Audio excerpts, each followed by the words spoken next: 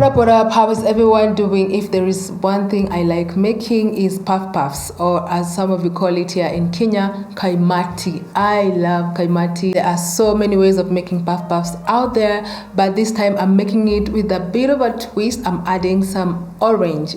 This orange flavor takes the puff puff to another level. So basically I just added some orange zest and some orange juice to my dough. And let me tell you, the puff puff tastes amazing and it has that amazing orange flavor. You are going to love this. You can go ahead and try it. The recipe is super simple. I've listed the easy ingredients in the description box down below. Don't forget to check on that. So without saying more, let's get started. So for the first step we are going to do when making the puff puff is activating our yeast, because I'm using active dry yeast. So here I have 1.5 cups of warm water. To that I've added 2 teaspoons of active dry yeast. I've mixed that well, and then I'm going to leave that to rest for about 5 minutes.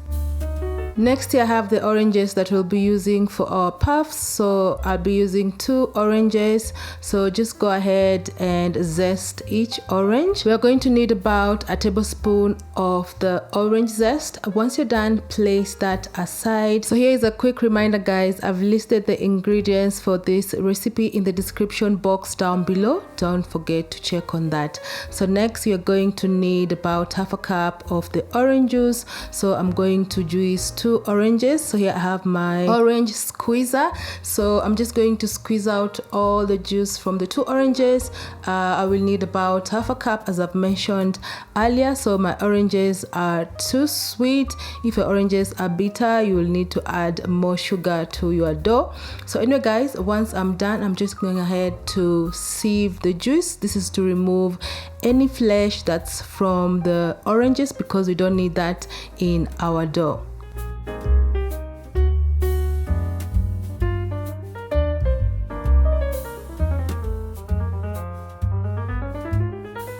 Next, we'll go ahead and add the water and the yeast mixture. As you can see, there are some bubbles on top. That means that our yeast is active. And if your yeast and water mixture doesn't have bubbles on top, guys, just know that your yeast is not fresh. So make sure that you have fresh yeast so that you get good results when making puff puffs. So I've added some sugar, the orange zest that we zested earlier, some vanilla essence, and some salt. I'm just going ahead to mix everything together until nicely incorporated.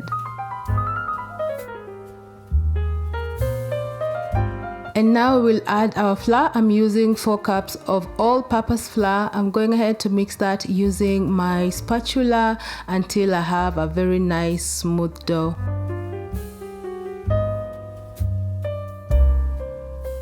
So your puff puff dough should look like this, a bit wet and also a bit sticky. So for our next step, we're just going to let this proof. So just cover it with a clear kitchen paper, and then we're going to let this rest for about 40 minutes to 1 hour, or until it doubles in size. And as you can see, it has doubled in size. So we'll just go ahead and remove that paper on top.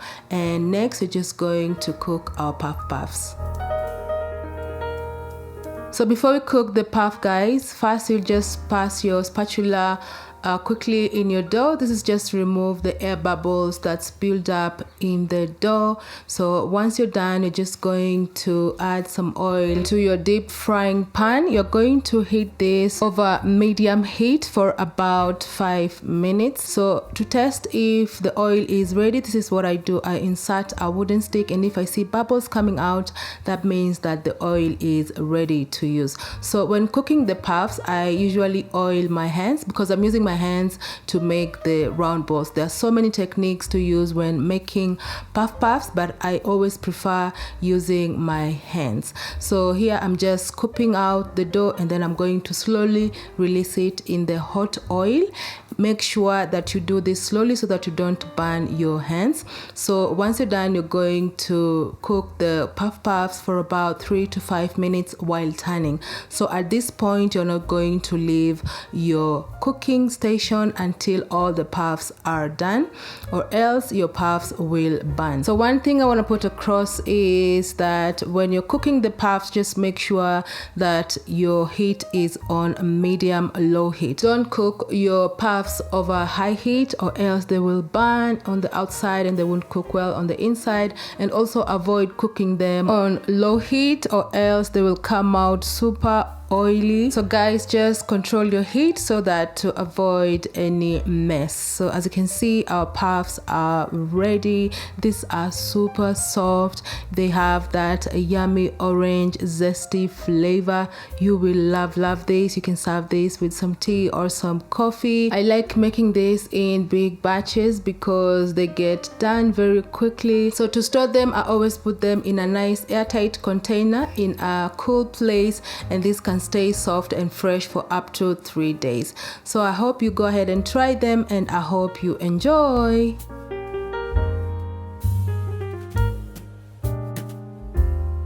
And that's all I'm making today, guys. Thank you so much for watching this amazing video. I hope you're going to try yourself this orange puff. They have that amazing orange flavor. You are really going to enjoy this. So anyway, guys, if you tried, don't forget to tell me how yours came out on the comment section down below. Also, don't forget to subscribe for more of my amazing recipes. We can always connect on Instagram or on TikTok at feels_kitchen. So till my next video, guys, bye.